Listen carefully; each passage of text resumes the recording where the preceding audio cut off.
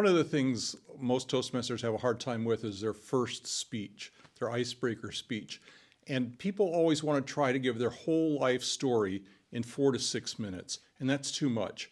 What I've always told people, what I recommend, is that you tell a story from your life. Everyone has a story that no one else in the room knows. And this is your chance to reach out to the people in the audience to share with them something from your life that made a difference to you and can introduce us to you.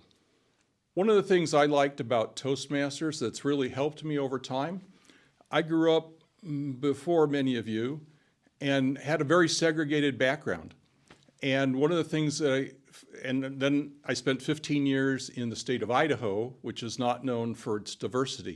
And when I moved to Washington, D.C., one of the things that Toastmasters helped me with was to get friends and acquaintances from all walks of life, from people from blue-collar workers to white-collar workers, from white, black, brown people that I didn't know, and this was an opportunity to meet with them, to understand their perspectives more, to develop friendships with them that otherwise I wouldn't have done. Toastmasters helped me develop my speaking skills, but more surprisingly for a speaking club was that it helped me develop leadership skills. Oftentimes we think about just the speeches and we forget that a club needs officers to run, needs people to support it in different ways. Everything from arranging the room to leading the organization, from helping other people follow the leadership path and the speaking paths that Toastmasters has presented. And so I think it was a great opportunity both to meet new people, different kinds of people, and to develop those skills personally. And that's what drew me to Toastmasters.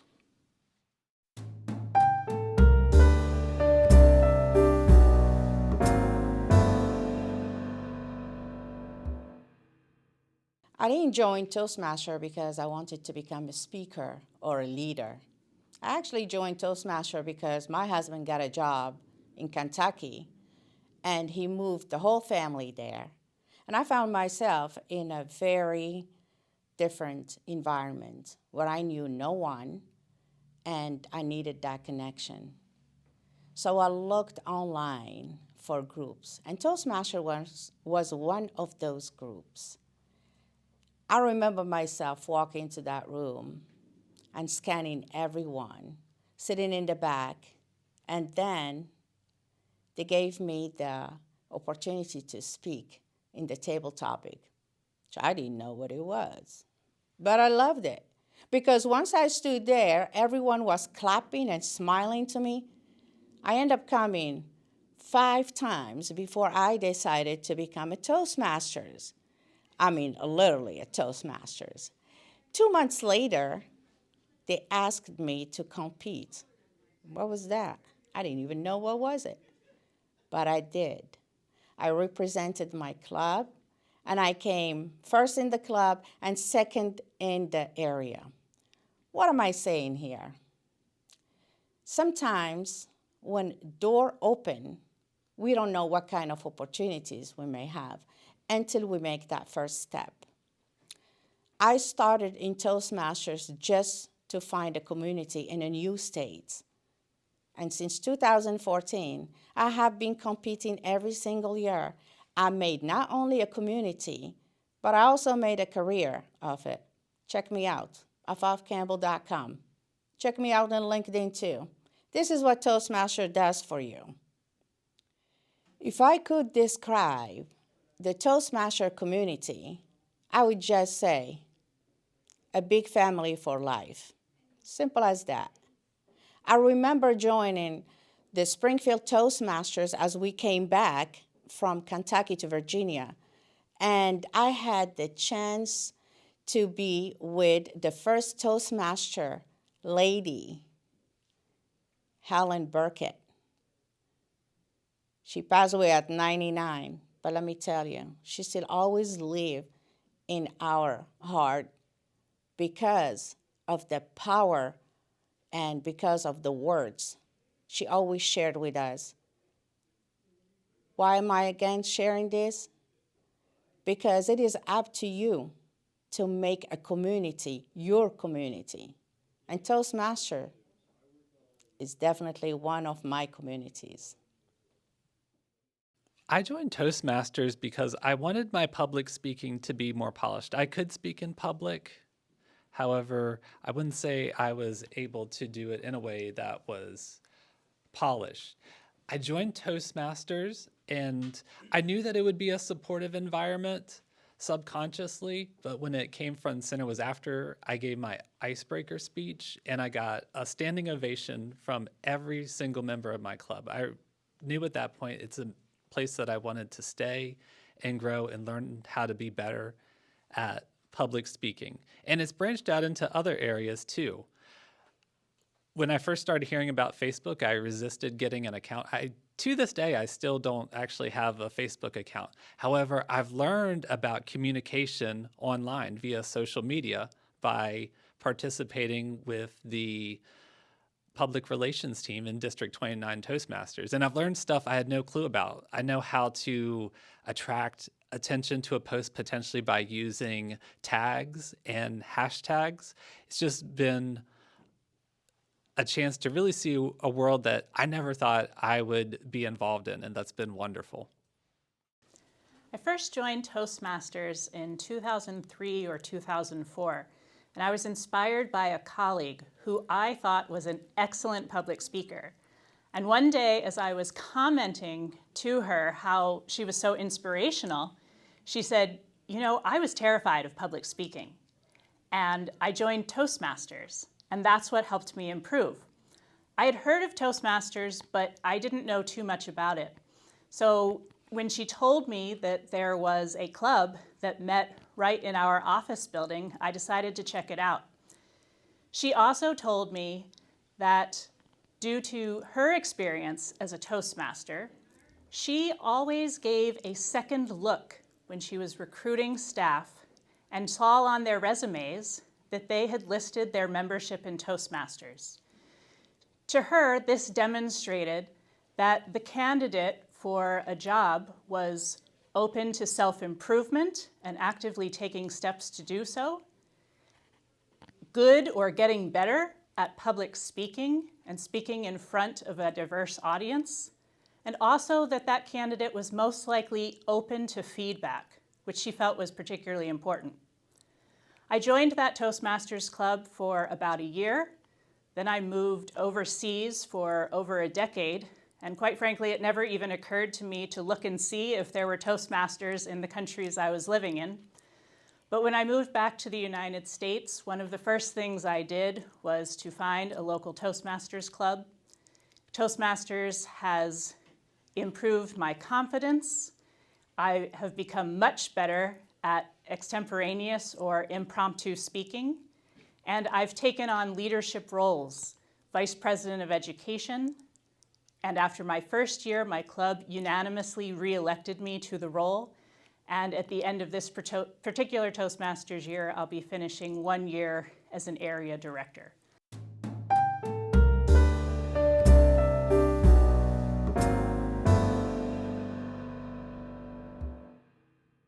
I have been a Toastmaster for many, many years, actually since 2003.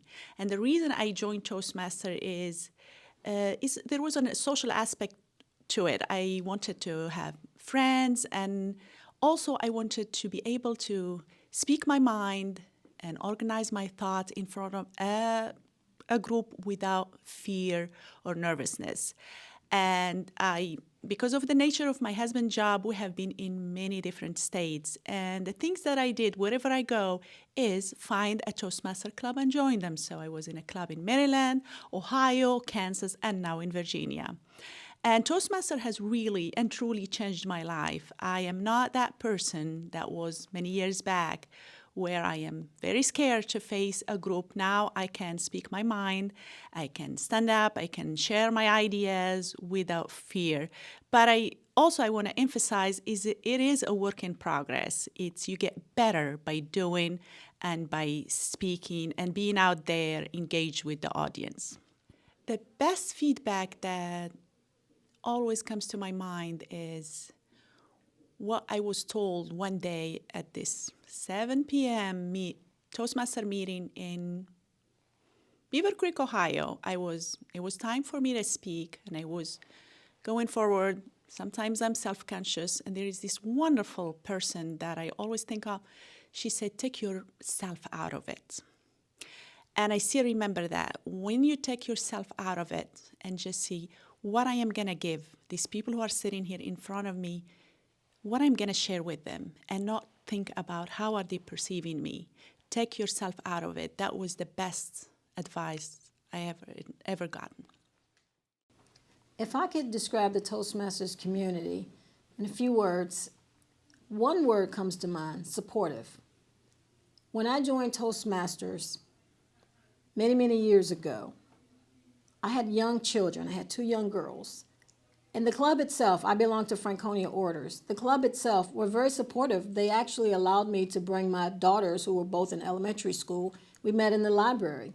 And I would actually go to McDonald's and get them a Happy Meal, and they would have a little picnic on the side while we had our meeting. And at the end of the meeting, they'd pop up their little heads, and everybody in the club would say, wow, Nicie, I didn't even know you girls were here. That's how well behaved they were. And that's how much they knew that Mommy supported Toastmasters and wanted to go to the meetings, and it was very important to me.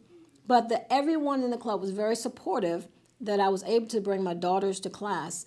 And fast forward to today, they're very supportive in the roles that I take. They're very supportive in any type of adventure that I want to take, whether it's trying a new technique during my speeches or whether it's trying to go for a new role in the club like VP of Membership or VP of Education.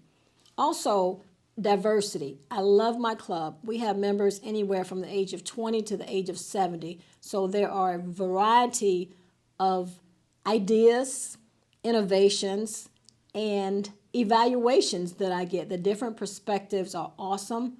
I love everyone in the club. Everyone is so engaging, very welcoming and warming. Every time we get a guest that comes to our club, they say the one thing I like is that everyone came up and they spoke to me. Within our club, Franconia Orders, everyone is very supportive, everyone is very open, and everyone is very transparent about what they want to do in the club. And so I would say as a community, it's a great community. It's a community that's very inclusive, and it's a community that cares about individual growth. My name's Jan DeLucien, and I am a Toastmaster because I am a brain injury survivor. I hit my head on the corner of my car door pulling groceries out, and everything went away, logic, including a little bit of my ability to speak clearly. I would try to put sentences together, and I couldn't figure out if I could find the word, which word to put where. A girlfriend of mine, also another survivor, convinced me to join Toastmasters to come listen to a speech of hers. I did fine speeches, charter club, great, cool. And then we did table topics. And I've got my answer all set up from that very first question and ready to answer, what's your favorite dance style? And said, okay, who wants the next question? I'll take it.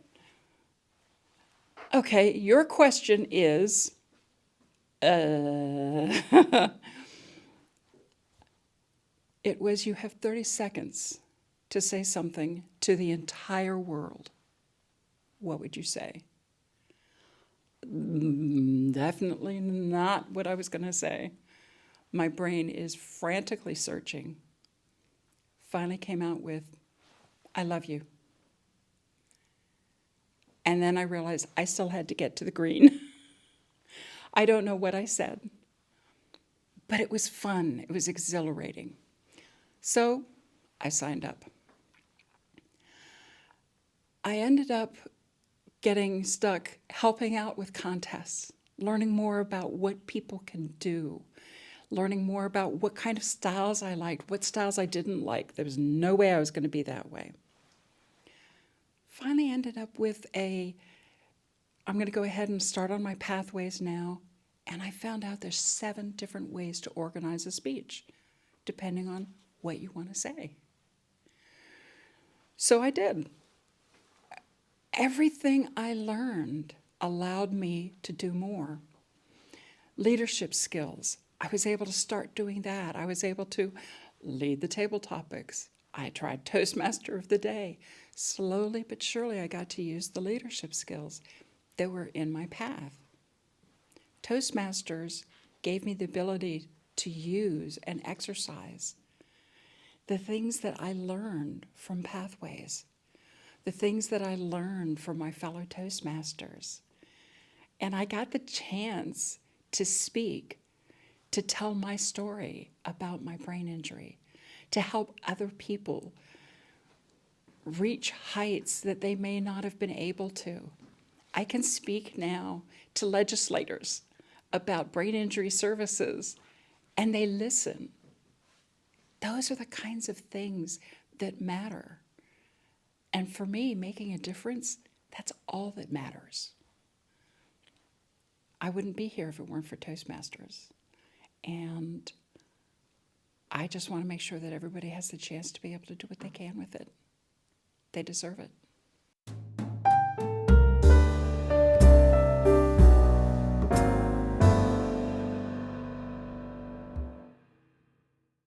The best piece of feedback that I've received from Toastmasters is to be myself, but to be intentional. I recall on the first night that I did an icebreaker, my mentor evaluated my speech, and she let me know that I did a great job. However, I moved around the room as a toy robot, and I couldn't help that. I had 30 years of military service in me. And so that was my mindset, to tackle this, to execute, and to lead the stage. However, her feedback allowed me to be myself. That has been the transition from military service and into Toastmasters. I can be myself. I'm no longer on.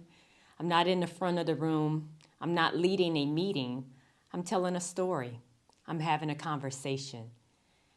As she has given me this feedback, it has carried outside Toastmasters. This is a part of my life now. You can be yourself. I don't have to move around the room in a square box anymore. I'm outside the lines. And I'm grateful for Toastmasters because this piece of feedback is not just to have a great speech. This is launching me into my next season, and I thank Toastmasters for that. I joined Toastmasters in 2002. And like most people who join Toastmasters, it was very selfish. It is to improve our own communication skills. And that was my goal, is if I had to rank my qualities from 1 to N, at that time in 2002, public speaking was N. And my goal was simply to be N-1, just one little step. Many years later, I had no idea where Toastmasters would take me. The skills that I learned allowed me to be a better person, allowed me to be a better communicator, and allowed me to be a better leader. One of the things that we learned from Toastmasters is when you first join Toastmasters, it's all about me. It's improving my own skills. But then something magical happens. You start teaching other people, the new members of your club. And it changes from being very selfish to something that is very much the opposite. You are teaching other folks to be better communicators. And to this day, after 24 years, I am still in Toastmasters. What that has allowed me to do is to teach public speaking to school-age children. And over the last 13 years, I've counted that I've taught over 800 students public speaking. At work, I'm able to teach at the Library of Congress 4 times a year to college interns public speaking. Never in my mind, back in 2002 when I first started Toastmasters, that I would ever imagine that that path would take me to where I am now.